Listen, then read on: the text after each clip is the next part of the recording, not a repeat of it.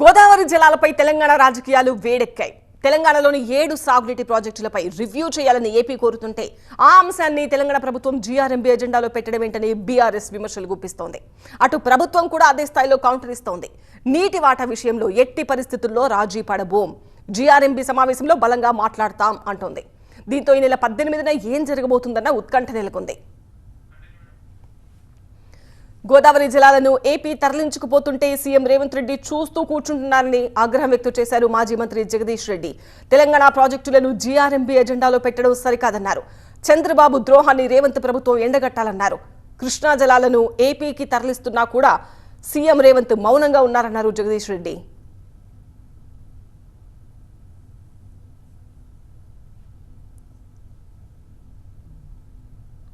GRMB మీద మనం కట్టి పూర్తి చేసుకున్న 7 ప్రాజెక్టుల పైన రివ్యూ చేయమని చెప్పి లెటర్ పెట్టిండు. దాని వాళ్ళు ఎజెండాలో పెట్టిండ్రు. అంతకు మించిన దుర్మార్గం ఇంకొకటి లేదు. వాళ్ళకంటే పై సంస్థలు, జీఆర్ఎంబీ అనేది చిన్నది ఒకటి, కానీ దీనికంటే పైన ఉండే కేంద్ర మంత్రులు, కేంద్రంలోని అన్ని శాఖల కార్యదర్శులు అన్ని అనుమతులు ఇచ్చినాక ప్రారంభం చేసిన మొత్తం ప్రాజెక్టుల పైన రివ్యూ పెట్టండి అని చెప్పి చంద్రబాబు ఇచ్చిన లేఖకు జీఆర్ఎంబీ తీసుకొచ్చి ఎజెండాలో పెడితే కనీసం ఎవరికి సోయలేదు. ముఖ్యమంత్రి, ఇరిగేషన్ మంత్రులకు ఆ తీరిక లేదు, ఆ సోయి లేదు. ఆ జిల్లాల మంత్రులకు సోయి లేదు. మేము మాట్లాడితే ఎదురుదాడి చేశాను. తెలంగాణ ప్రాజెక్టులను అడ్డుకోవాలని ఏపీ ప్రభుత్వం జీఆర్ఎంబీ ఎజెండాలో పెడితే తెలంగాణ ప్రభుత్వం ఇంతకాలం ఎందుకు నోరు మెదపలేదు అని ప్రశ్నించారు మాజీ మంత్రి హరీష్ రావు. బీఆర్ఎస్ ప్రశ్నించిన తర్వాత హడావిడిగా లేఖలు రాయడం తప్ప తెలంగాణ ప్రయోజనాల పట్ల రేవంత్ సర్కార్కు అసలు చిత్తశుద్ధి లేదంటూ ఎక్స్ వేదికగా మండిపడ్డారు. లేఖలతో పనులు కావు, తెలంగాణ నీటి ప్రయోజనాల కోసం రాజీ లేని పోరాటం చేయాలన్నారు.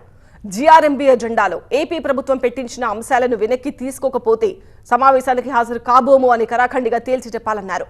తెలంగాణ ప్రాజెక్టులపై ఏపీ పెట్టిన అభ్యంతరాలకు బలం చేకూర్చేలా వ్యవహరిస్తే మాత్రం బీఆర్ఎస్ చూస్తూ ఊరుకోదని హెచ్చరించారు హరీష్ రావు. తెలంగాణ ప్రయోజనాలను బీఆర్ఎస్ అడ్డుకునే ప్రయత్నం చేస్తోందని ఆగ్రహం వ్యక్తం చేశారు మంత్రి శ్రీధర్ బాబు. కాంగ్రెస్ ప్రభుత్వంపై ఉన్న కోపాన్ని తెలంగాణ ప్రజలపై చూపించొద్దన్నారు. నీటి వాటాల్లో తెలంగాణకు బీఆర్ఎస్ నష్టం చేసిందన్న ఆయన తమ ప్రభుత్వం మాత్రం ఎట్టి పరిస్థితుల్లో రాజీ పడదన్నారు. జీఆర్ఎంబీ సమావేశంలో బలంగా మాట్లాడతామన్నారు మంత్రి శ్రీధర్ బాబు. మా వాటా విషయంలో తెలంగాణ ప్రజలకు సంబంధించి, తెలంగాణ రైతాంగానికి సంబంధించిన వాటా గురించి ఏ విధంగా మనకు రావాల్సిన వాటా ఉందో దాన్ని సాధించి తీరుతాం. ఆ వాదనను వినిపిస్తాం, తీసుకొస్తాం. అదే క్రమంలో పోయే కార్యాచరణ తీసుకుంటామని స్పష్టంగా చెప్పడం జరిగింది. మీరు మీ ప్రభుత్వంలో ఆనాడు మీరు ఒక స్పష్టంగా అర్థవంతమైన నిర్ణయాలు తీసుకోకపోవటం వల్ల ఈరోజు ఈ విధమైన పరిస్థితులు ఏర్పడ్డాయి. మమ్మల్ని ఇబ్బంది పెడితే దాని పరంగా కాంప్రమైజ్ అయ్యేది లేదు. నది జలాల వాట మనకు రావాల్సిందే, అది తీరాల్సిందే. తెలంగాణ ప్రాజెక్టులను జీఆర్ఎంబీ అజెండాలో పెట్టడానికి కారణం ఏంటి? నెల 18న ఏం జరగబోతోంది? బీఆర్ఎస్ చేస్తున్న విమర్శలకు ప్రభుత్వం ఎలాంటి కౌంటర్స్ ఇస్తోంది? మా ప్రతినిధి ప్రభాకర్ అందిస్తారు. Prabhakar, over to you. ఈ నెల 18న జరిగే జీఆర్ఎంబీ సమావేశంపై ఇంకా కూడా పెద్ద ఎత్తున అటు బీఆర్ఎస్, దాంతోపాటుగా బీఆర్ఎస్ నాయకులు అబ్జెక్షన్ చెప్తున్న నేపథ్యంలో ప్రభుత్వం దీనిపైన సీరియస్గా స్పందించింది. ఈరోజు శ్రీధర్ బాబు కూడా దీనిపైన రియాక్ట్ అయ్యారు. బీఆర్ఎస్ చేస్తున్న ఆరోపణలు నిజం లేదు, డెఫినెట్గా తెలంగాణ హక్కుల కోసం పోరాడాల్సిన బాధ్యత మాది, మా వాటా మేము సాధించుకుంటామని చెప్పారు. జీఆర్ఎంబీకి సంబంధించిన ఎజెండాకు ఏదైతే అబ్జెక్ట్ చేస్తున్నారో ఆ ఎజెండాకు సంబంధించి ఇప్పటికే ప్రభుత్వం దీనిపైన ఒక రివ్యూని కూడా చేసింది. అటు ఈరోజు జరిగిన ఇరిగేషన్ సమావేశంలో కూడా ముఖ్యమంత్రి ఈ అంశాన్ని ప్రస్తావించారు. దీంట్లో ప్రధానంగా అబ్జెక్ట్ చేస్తున్న 7 అంశాలకు సంబంధించి 7 ప్రాజెక్టులకు సంబంధించిన అనుమతులను పునఃసమీక్షించాలనే ఎజెండాలో ఏదైతే పెట్టారో సో దాన్ని పూర్తి స్థాయిలో కూడా అటు బీఆర్ఎస్ వ్యతిరేకిస్తున్న నేపథ్యంలో ప్రభుత్వం కూడా దానిపైన చాలా క్లారిటీగా ఉంది. ఇప్పటికే జలశక్తి అప్రూవల్స్ వచ్చాయి, అట్లాగే సిడబ్ల్యూసీ అప్రూవల్స్ వచ్చాయి, టీఎస్సీ టెక్నికల్ అడ్వైజరీ కమిటీ కూడా దీన్ని అప్రూవ్ చేసింది.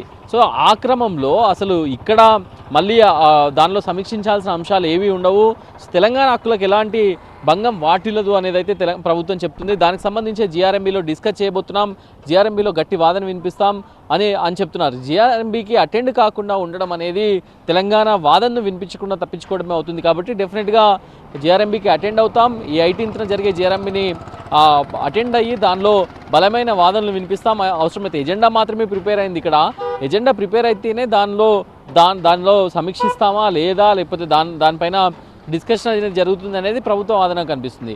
కాకపోతే బీఆర్ఎస్ మాత్రం చాలా స్ట్రాంగ్గా వినిపిస్తున్న వాదన.